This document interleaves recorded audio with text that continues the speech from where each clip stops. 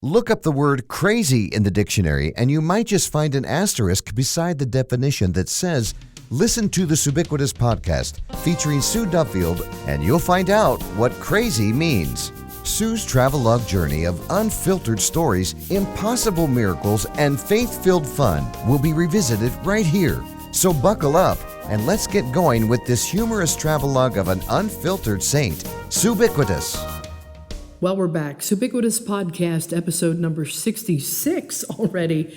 Can't believe it. We're going to go right into chapter 7 and chapter 8 of Suebiquitous, a humorous travelogue of an unfiltered saint. And a little sidebar here. Thank you so much for listening. Suture, chapter 7. Mei is so excited about upcoming adventures during our long layover in Seoul, and she's writing a checklist of places we need to see and things we need to do. We're descending through layers of dense clouds, and when Mei starts to sing, "Ain't no stopping us now, we on the move," how does Mei know that McFadden and Whitehead song? Talk about surreal. "Rain no stopping us now, we on the move, Mrs. Sue." And she is even doing that Travolta disco move with her hand, and I watch with wonder. "We run through raindrops or take bike," Mei says with all her youth optimism. "You run and take bike, Mei. I take photo. And how do you know that song?" "You have much to learn, Mrs. Sue." Mei is still bouncing her head to the music in her mind. "Phillies sound big in Malaysia, you know?" The plane makes a smooth touchdown, and I'm so anxious to get off. But I also want to stay put. There were too many sacred and fun moments in those 14 hours, and I didn't get much sleep, but no worries. The promise of a soul adventure stimulates a surge of adrenaline through this weary body. The captain makes an announcement in Korean, and most of the passengers are going, "Uh-oh, oh no." And I went, "What?" And I look at Mei, and she takes her hand and covers my mouth while she tilts her head to listen. I'm very impatient because I want to know what's going on. Just as she starts to interpret for me, the captain interrupts in English. "We sorry to inform you," the captain says in an accent slightly less thick than Yoon's, "you must stay seated. We have a very sick passenger on board. We wait until medic come with ambulance." 14 hours in the sky, and now we sit. For how long? A passenger is sick? Aren't there like 20 exit doors on this plane? Ugh. So we sit, and then we sit some more, and we sit for almost an hour. I busy myself with journaling. I distract myself with inventory of my stuff, gathering tissues and wrappers to throw away. And I put my head back and sigh. Such a long wait. Mei says, "You Christian, Sue, why you no pray for passenger? Then maybe we get off quicker." Ouch! She's right. I was moaning about being inconvenienced all the while. A poor man has had to have an emergency tracheotomy right on the floor about 9 rows ahead of me. Not to mention the sutures he'll need in his throat. Sutures? Does that word not just make you hurt? The medical definition of the word suture is a stitch or row of stitches holding together the edges of a wound or a surgical incision. Mei is putting her head down on the tray table, and all I'm doing is becoming more fidgety in my impatience, wondering why we can't exit through the other doors using the other aisle. I'm acting so American right now. Most of the other passengers are silent, even reverent. And I'm mad because I just lost an hour in Seoul. Part of my problem is I really like to fix things. My son David has always had a knack for fixing stuff. Even as a little boy, he would take toys and motors apart just so he could figure out how they work and then put them all back together again. And while Jeff, Annie, and I couldn't care less about machines, engines, or anything mechanical, God gave us David to take care of all of that for us. But the kinds of things I want to fix are, well, people's attitudes, for one. It's in my blood. My gangy link, that's right, that's what we call her, little sidebar. Her real name is Grandmother, but I called her Gangy. And she, without any training or education, just had a knack for fixing people. Accepting their failures and imperfections, mending their hearts, and understanding their depression. She did it all by her intoxicating way of loving them to pieces. And even if you didn't want to be fixed, Hilda would fix you anyway. So the older I get, I realize I can't fix people. My suturizing tendencies have been a real headache and heartache over the years. You mean to tell me that most people don't want to be fixed? Yep, that's pretty much what I'm saying. The first year we lived in Nashville, when I was 50-something, I went flying off the front of my bicycle handlebars at about 20 miles per hour. My front tire lodged itself in the side of the curb as I was turning off of the street. It flipped me forward about 10 feet into the air. Half my body landed on the pavement and the other half on the grass. Whew. First the thud, then the And fortunately, the most padded parts of my 50-ish frame hit the sidewalk. I picked grass out of my teeth for hours, and I lay there moaning in a half-daze. God, please send a good Samaritan, hopefully someone old or female or a doctor or something who can help me get up. And if it must be a man, please make him average looking. Every bone in my rib cage felt compressed. It was awful. And out of nowhere, seriously, a man ran toward me, full of drawl and that southern little thing, He said, Ma'am, are you all right? He was a very muscular southern young man in athletic attire. I looked up and sighed. God, the master comedian, just sent me Matt Damon. Well, not really, actually, Matt Damon, but you understand. He picked me up with one fell swoop, hefting me in one arm while rolling my bent-up bike in his other arm. And he carried me all the way back to my house, over a block away, making conversation to make me feel less awkward.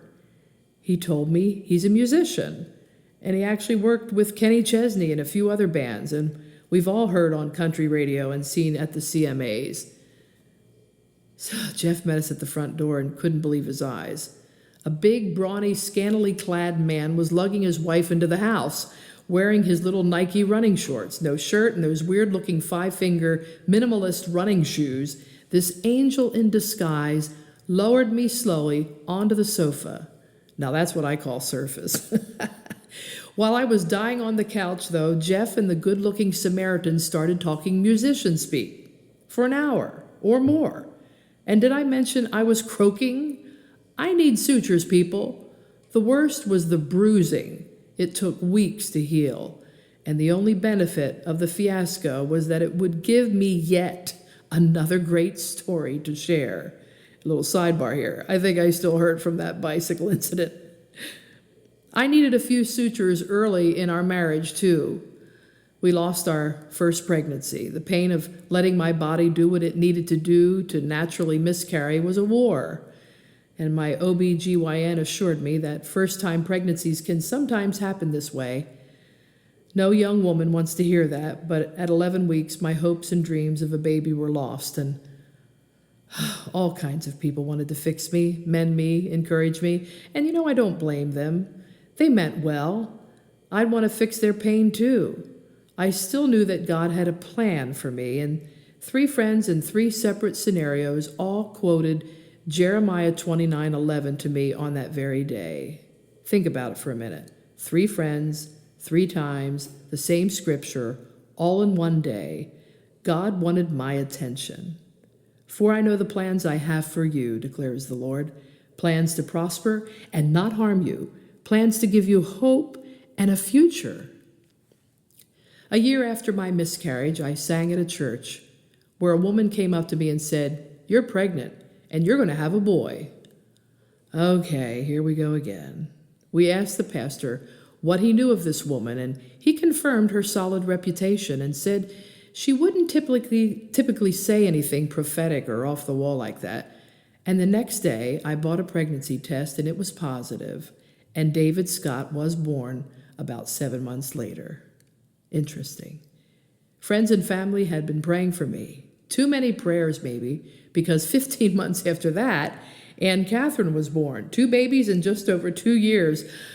A gal from Canada told me she was praying that God would bless my womb. I sent her a note saying, "Okay, you can quit now. We're done." I'll never forget, I sang at a women's conference taking both my babies with me, and the theme of the event was, "Come expecting." I kid you not. Plans to give you hope in a future. Pretty amazing. And as I walked into the ballroom, the leader of the event looked down in the double stroller and said, "Now, Sue, which one is hope and which one is future?" Funny girl. Our backyard pool is surrounded by Bradford pear trees. Ugh, it tests my salvation, trying to keep it clean and clear of leaves. And most people think they want a pool until they measure the upkeep against the amount of time and expense they actually do any plunging. The kind of pool I want someday is in a gated adult community. And a little sidebar, I am in that place right now, where old people just sit around and complain about their hemorrhoids and homeowners' fees. Our first summer in the house, we discovered a leak and a hole in the pool liner the size of a pencil eraser. I bought a pool repair kit, and with epoxy and sealant and several patches and 60 pages of how-to, I decided to take on the repair myself. Remember, the title of this chapter, sidebar, is called Suture. With all the necessary accoutrements spread out beside the steps of the pool, I plunged in, fully clothed. Don't ask me why. If I were swimming, I might have put on a swimsuit, but it was autumn, and this was work, so I wore work clothes. And I slowly submerged a cinder block wrapped with rope and tied the other end of the bottom of one of my legs of the jeans. Yeah, go ahead and laugh, you can. It was October and 50 degrees outside, and the water was actually warmer than the air, but not by much. I was freezing, but knew I had little time to get this job done. With my hands above water, I smeared epoxy on the latex patch, folded it in half, held my breath, and submerged myself to the bottom of the pool. Without realizing it, some of the epoxy had drizzled off the patch and down my hand, which was not a problem until I scratched my head. Now I've got epoxy in my hair, and I can't remove my hand off my head without pulling out my hair. I hold my breath, submerge again, find the hole in the liner, unfold the patch under the water, and smack it on the hole. Crazy. It sticks. I come up for breath, then go down again to see if it has staying power, and it does. Would I be smart enough to have someone guiding me along to oversee this project, to witness? Oh no, not me. I'm Suture Girl. And when I go down the second time, my hair gets stuck to the extra epoxy around the hole. I'm gulping for air at the same time while my jeans are tied to the cinder block holding me under. This really should have been on video. I pull my hair from the patch area, then pull off my jeans underwater. True story, I grab the side of the pool and pull myself up onto the deck. And I do a slow-mo squish walk for 10 feet to the back door, literally, with no clothes on except my drenched sweatshirt. See? I can fix things. The epoxy in my hair had to be cut out, and when I pull the jeans tied to the cinder block out of the water with a pool pole, that's when I lost it and started laughing uncontrollably. No one will ever believe this. And a little sidebar here, it's still a miracle that I survived it, and it's even more of a miracle that no one got this on camera or on an iPhone for YouTube. Another definition of the word suture is to unite, to bring together. I guess I really am a suture. Nothing brings me more joy and happiness than to see the knitting together of friends and family. It's not always easy, and it sure can hurt sometimes, but the connection of bringing two separate and distinct entities together makes me dance. God always puts people in our paths for a reason, and helping to solve problems or even throw around ideas for others is such a high for me. Zig Ziglar said that those who solve The biggest problems get the biggest payoff. Boy, is he right. I'm still waiting, though, for that big payoff, but I do feel called to bring people together, to see the hand of God heal as I listen to what he says to do. See, I can fix things. Nobody fixes and heals like God does. He will turn his heart toward you when you turn your heart toward the needs of others. Pray for your friends. Pray for Christians around the world, and watch how God answers your prayers as you lift the prayers of the righteous. One night after traveling to speak at an event in Springfield, Mass., I was so tired, but the women who flew me in for their event wanted to go out. And here we go. My suture tendency of bringing people together was in full force. And I told Kelly, I'm not really, I'm so divided as to whether I should go out or not. My right brain says, yay, Sue, go do it, have fun. And at the same time, my left brain says, go home, you stupid, you're too tired. And Kelly said, and it's a great line, well, fight amongst yourself and let us know. LOL. On an early morning back in the 80s, I am speedily driving to my morning shift at WNRK Radio in Delaware, and I stop quickly on the side of the road to pick up the local paper from a coin-operated newspaper box. Pulling over to the side of the road and frivolously jumping out of the van with 2 quarters in hand, I think I set the gear shift to P for park, but truthfully, I'm stumbling out to the curb. My 2-ton van begins a backward drift. Yeah, I put it in reverse, I'm sure. I must have. Wonderful. And I run back and jump in the van with half my body in and the other half out. I try to reach my right foot on the brake pedal and good instincts, but stopping it or slowing it down while hopping and grabbing the driver's side door was futile. I could not stop the rolling beast. Take note. If you're ever in this situation, the one thing that will stop a moving, driverless vehicle is a stationary telephone pole. I figured that one out. It works every time. The door and I are hanging on for dear life, and the pole catches the open door, bending it forwards or backwards, really, I guess, in slow motion. The door bends all the way around forward, and I become jostled between the pole and the side of the van, and I try to pry myself free enough to leap around into the van to completely stop it. Oh, it stops all right. I jump in the driver's seat and attempt to bend the door back to a closed position, but there's no way. And I look at my watch and it's 5:45 a.m. and I need to be on the air in 15 minutes. Picture this. I can't budge the bent around door, and I drive the busy rush hour highway with my right hand on the steering wheel and my left hand gripping the door, which is wide open facing the wrong direction. Sidebar, I'm going to get killed by you-know-who. My husband is never going to believe this, and he is going to kill me. When I get to the station, I have 1 minute to spare before linking up satellites and grabbing the program log and saying, "Good morning, Oldies Radio," and I call my husband during a commercial break. Something strange happened to the driver's door of the van, honey. Well, strange and honey, 2 words I never use in the same sentence, is a dead giveaway to Jeff, and this ain't good. His reaction was priceless. I was in big trouble, but I survived, and after several $100 later, everything was back to normal. Well, you know what I mean. It's never normal. That not-so-euphoric experience was quite the conversation joke for the guys at Northeast Body Shop in Wilmington for quite a while, until Jeff had his own come-to-Jesus meeting with a vehicle and a pole and an ice cream stand. But that's another story. Here's a Suture Prayer. Thank you, God, for comforting me in all my afflictions, so that I, too, may comfort others in their affliction. Bless you, Father, for repairing and stitching me up when I do stupid things. Protect me, God, when bad decisions surmount and tough times take their toll. Surely goodness and mercy will follow me all the days of my life, so that I may dwell in your life house forever. Amen. I grab May's hand as we deplane, finally, and head into Incheon Airport. What an exquisite high-tech wonder.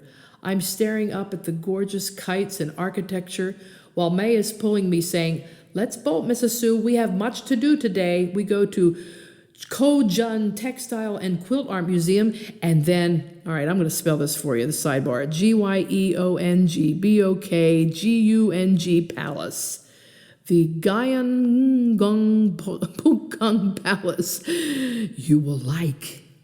And you know what? I'm in stitches just trying to pronounce these places. Chapter 8. Surrender. Not only is Mei a master of navigation through massive Incheon Airport, she also has experience with bus routes, touring Seoul and outlying areas. And apart from studying at a pharmaceutical school, she really loves classical music. "I take you to a sushi place where they play my kind music," she says. I'm wondering where the sushi place fits in with the walk visit, but I've surrendered to her lead. I'm all hers for the day. We drop off our bags at a security locker space and head on to our adventure. On the bus ride to downtown, Mei confides, "My father and mother never stay in Malaysia. Actually, they stay for a while and then they never leave. It hard for them when I go far away. It like they no understand, but I smart, I find my way." I felt the same way when I left home at 18 and married at 19. Oh, I know, my mother was proud of me for pursuing a career in music, but I think there were times she just wished that I would have stayed in South Jersey, worked for DuPont, and have a bunch of kids and forget this traveling singing circus, truthfully. I had to leave Kuala Lumpur for a while, too. Many problem, Mrs. Sue, Mei says. And I pause and wait to see if she will continue. Why, Mei? Outside our windows, I see a more industrialized city than I had ever expected. Lots of construction and road work with hard-to-navigate streets. It's a cloudy day with sprinkling rain, but I don't care, and as far as I'm concerned, it's a sunny day with an interruption of glimmering rain shine. My dad's friend who worked on our house, he got too friendly with me. She looks at me with her big brown eyes. He touched me where he should not touch. I've suspected all along that God had me sit next to Mei for this reason alone, and I hope for an opportunity to ease her pain. I don't know at this point if she'll offer me any more details. I fight the desire to ask questions, and I just need to surrender and let the day take its course.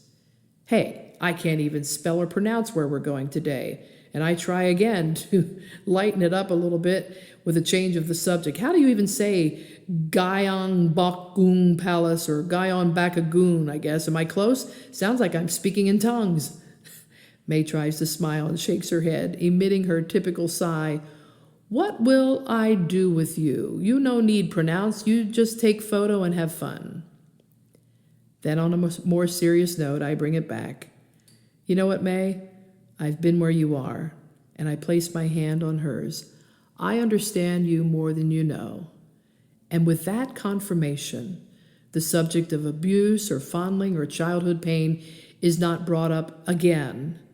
And my way of processing these days is not necessarily to fix or intervene or therapize, but to totally surrender my heart, mind, and soul to a bigger Holy Spirit invention and intervention.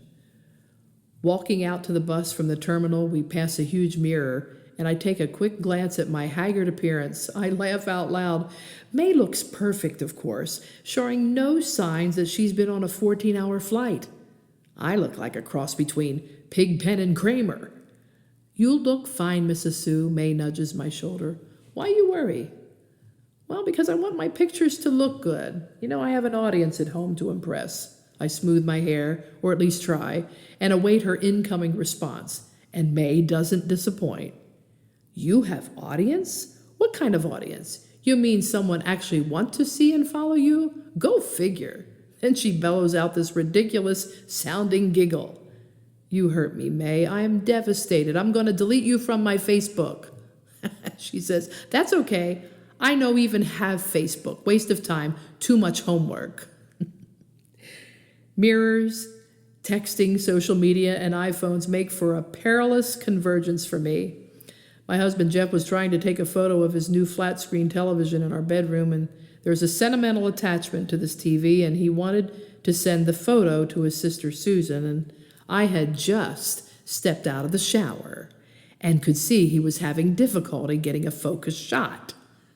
I, being the tech expert, snatched his phone from his hand, stood back, and took a more panoramic shot of the TV. And I handed it back to him and said, "There you go, problem solved, photo sent." And after that whoosh sound, I heard my husband say, "Uh-oh." He was looking at the panoramic picture I had just taken of his TV, his face a mix of cringe and panic. And in the right side of the photo was a reflection of me in the mirror as well as in the TV. Yes, me in all my naked glory. Panoramic is an understatement. Jeff quickly followed up with a text to Susan that said, "Whatever you do, don't look at that photo I just sent." However, any member of the Homo sapiens species with a brainstem would naturally look after such a command. Are you kidding me? Well, I just about died. Fortunately, when Susan saw it, she immediately deleted it from her phone. Praise God. Nevertheless, knowing my family and how our lives are so Facebooky, I shiver at the thought of how easily my awesomeness could have appeared online. Oh, dear God, help us all. The best part of the story was Susan's Facebook post the next day, and I quote, "My advice for you today, always take the time to check your reflection before sharing with the world. You never know what you may find. Only so many will truly ever understand this." And I chimed in and commented below, "I've always desired to reflect the love of Christ in all I do, just saying." Then my friend Tammy, who I had lightened to the course of events, added, "It's so valuable to bare our souls, even our very beings, in a total act of vulnerability. Yea, verily I say, even beyond transparency, to allow others to behold our unveiled state. Can I get a witness?" Hilarious. And it didn't end there. I commented, reading from today's devotion, "See the light of my presence shining on all your circumstances." Yes, the light was shining on two very large circumstances, I might add. I surrender all. Surrendering means to give in or give up, and even in some cases, give away. Years ago, our family went out for dinner at a popular restaurant in the Dutch country of Pennsylvania, and one of the exceptional specialties on the menu was chicken pot pie. We could not wait to taste the tender chunks of dough and a savory gravy with melt-in-your-mouth chicken tenderloins, simply scrumptious and, of course, very fattening. As the server in training nervously approached our table, she smiled and glanced at my mother first, and my mother announced, "I'll have the chicken pot pie." And with a second later, my father joined in, "I'll have the chicken pot pie too." And the young waitress looked past me and went straight to my husband, who at the time was just my boyfriend, who was holding up 3 fingers proudly and saying, "No question here. I'll have the same. Make that 3. And I'll also have a very large Coke." Well, the server's responsive giggle should have given us some clue or warning of what was to come, but we didn't pay any attention. This is what she said, "Wow, you're going to need that extra large Coke." Moments later, our order arrived, and we noticed our waitress relying on the aid of another waitress to haul the 2 trays filled with plates. 1 plate of chicken pot pie for my dad, 1 for my mother, and yes, 3 orders of chicken pot pie for Jeff. Now, at first, we were stunned. Then we all started laughing, realizing the server didn't understand that make that 3 meant Dad wanted 1, my mom wanted 1, and Jeff's order made a total of 3. We still don't think she fully understood. Trust me, it has been a long time family joke, and I'm just glad I didn't say, "Hey, make that 4. We would have had 9 plates of chicken pot pie on our table. So here's what I do know, and I'm sad to report Many Christians leave their generous and pleasant attitudes in the car when they dine out. And the owner of a popular restaurant in town told me recently that her staff shudders with fear and discouragement when they know a Christian conference is in town. One of the managers said, some of these Christians are the worst. They don't tip well, and they always complain, and it feels like we can never do anything right for them. By all means, we probably have had good reason to complain about the waitstaff at some eating establishments, but that doesn't give us permission to be mean, cruel, or stingy. Here are a few things to think about. Number 1, most servers get a meager salary and they depend solely upon their tips for survival. Keep that in mind when deciding what percentage to tip on your bill. We usually go with the 20% for exceptional service and only 15% when service is substandard or barely adequate. Most smartphones come with a calculator, so there are apps out there that help you figure out what tipping you should give or what kind of tip you should give.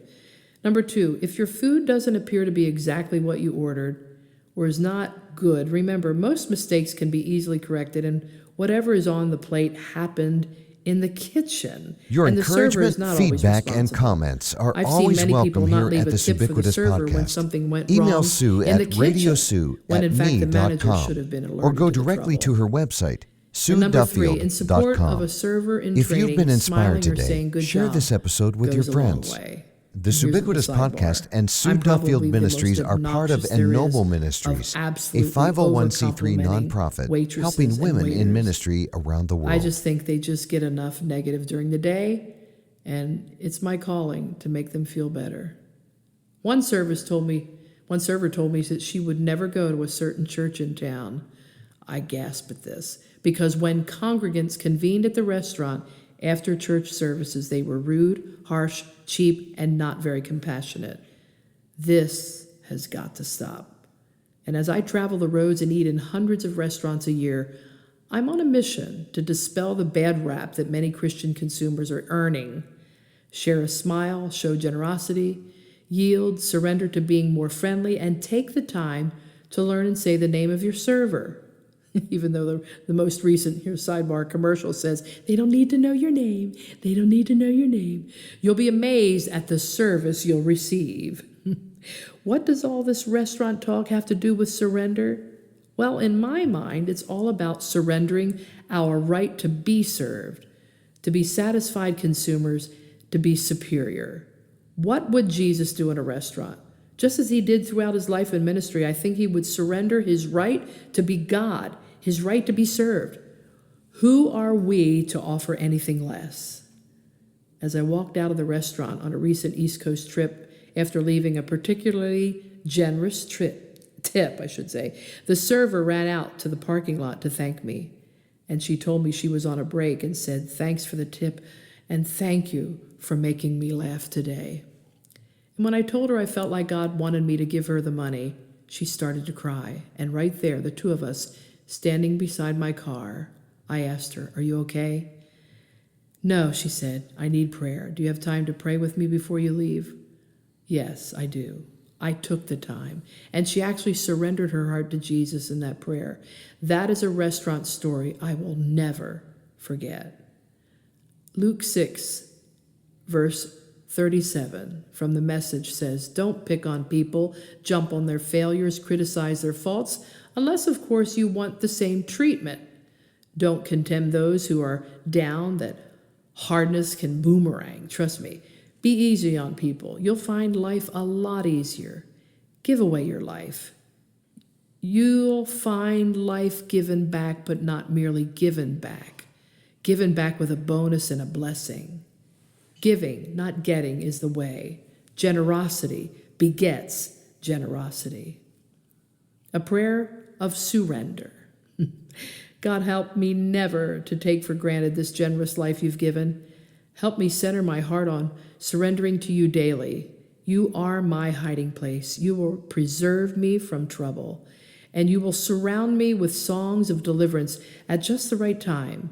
Make me totally aware when I resist or demand rather than surrender. I know I'm being watched by Mei this entire day in Seoul, and we see some pretty amazing architecture. We eat at 2 little restaurants, and I'm afraid to even ask what I ate at that sushi place. But I smile and surrender to the euphoria of the day, and I start to leave a tip on the table for the server. And as I take money out of my wallet, Mei grabs the $10 bill and says, "Put that back, that's too much." She then goes into her thin satchel and pulls out a bill of some sort, equal to about $5, and we're off to our next top. I flinch inside a little to think of stiffing a server, but in this instance, I surrender to the cultural ways of my tour guide for the day. "The Lantern Festival is happening now," Mei says. "Would you like to see?" "Oh, that sounds pretty cool. I have no idea what I'm about to see." Imagine the scene: enormous ornate structures floating in the sky and 100,000 locals outfitted in traditional Korean dress called hanbok perform dances, offering prayer, and carrying indescribable illuminated lanterns in shapes of flowers, animals, fruits, and other Buddhist symbols. Lanterns of red and yellow lighting up on the ground and in the sky, and an occasional lift-off of a kite-like lantern or two. I am spellbound and enchanted by the scene. All this happens in one of Seoul's busiest streets, and what a colorful, magical sight. Mei looks to the sky and says, "If we release them, they must go somewhere. They beautiful, but so fragile. They must be held by the master of the string. But to be released and to be free, they must let go." Wow, I don't dare move or make a sound at this point. Talk about surrender. I have to relinquish my interjection of thought because truly nothing could have been any truer or more sacred at this point, and I stand in awe. And a little sidebar here. I knew this was a very sacred moment. Mei grabs my hand and says, "Mrs. Sue, what you need let go of?" And that shocks me. I take a deep breath. "Oh, Mei, there are many things," I say. "But most of all, I need to release my past into the arms of Jesus. I want to be free of thinking I always have to be on or perfect or constantly the performer. And I wish my family and friends could see this. It's a stunning sight. All those colorful flying kites. My photos won't do it justice. You'll have more than photo to take home with you, Mrs. Sue. You go home changed." And Mei squeezes my hand and then she lets it go. "I'd like to go home changed," I say. "I'd also like to go home with change." Didn't we just spend $70 on that sushi place back there? "We did, Mrs. Sue, and you be better for it. You pay whole bill, I leave tip. That a good deal." Mei lets out her Mei laugh, and we leave to return to the airport, our stomachs satisfied and our spirits surrendered. Thanks for tuning in to the Suebiquitous podcast. We'll continue next week with the final chapters of Suebiquitous, a humorous travelogue of an unfiltered saint. Don't forget, you can get on SueDuffield.com to find out many different ways that you can keep us afloat and keep us moving in this techno world of connection through music on Couch to Kitchen every single Thursday night, and then through our podcasts as well. Can I just say a little sidebar here? You have been amazing friends to our ministry, and we thank you over and over again. Another way, too, is becoming a member or a patron from Patreon. Get on Patreon, that's Patreon, patreon.com/Sue Duffield. Great perks, great giveaways, and it's also another way to keep in touch. So have a wonderful day. We'll see you next week with the conclusion of Suebiquitous, a humorous travelogue of an unfiltered saint.